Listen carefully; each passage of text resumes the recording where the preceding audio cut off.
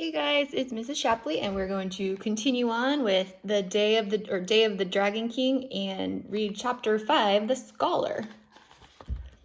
It's a book from our country, said Jack. Your books are made of bamboo, but ours are made of paper. Actually, your country invented paper, but later in the future. The man looked confused. Never mind, said Annie. It's for reading. It's for learning about faraway places. The man stared at them. Tears filled his eyes. What's wrong? Annie asked softly. I love reading and learning, he said. So do I, said Jack. The man smiled. You don't understand. I'm dressed as a farmer. But in truth, I'm a scholar. What's a scholar? said Annie. We are great readers, learners, and writers, he said. We have long been the most honored citizens in China. The scholar's smile faded. But now scholars are in danger, he said, and many of us have gone into hiding. Why, said Jack.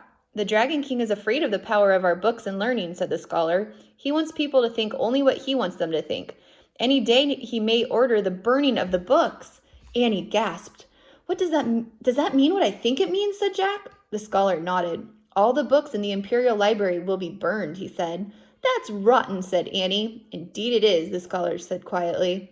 Listen, we have a mission to get a book from that library, said Jack. Who are you? asked the scholar. Show him, said Annie. She reached into her shirt pocket as Jack reached into his sack.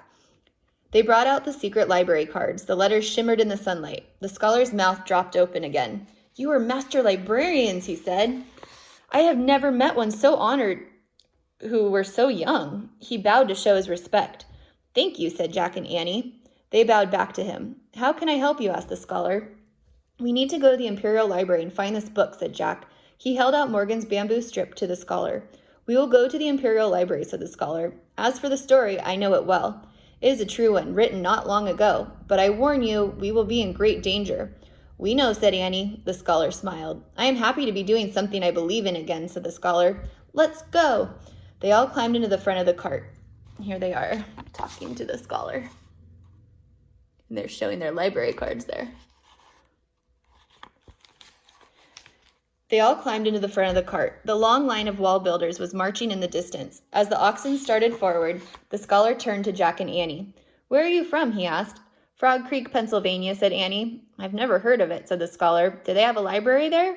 Oh, sure, there's a library in every town, said Jack. In fact, there are probably thousands of libraries in our country. And millions of books, said Annie, and no one burns them. Right, said Jack. Everyone gets to go to school to learn to read them.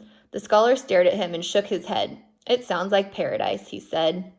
Wish we could be in school too right now, huh, guys?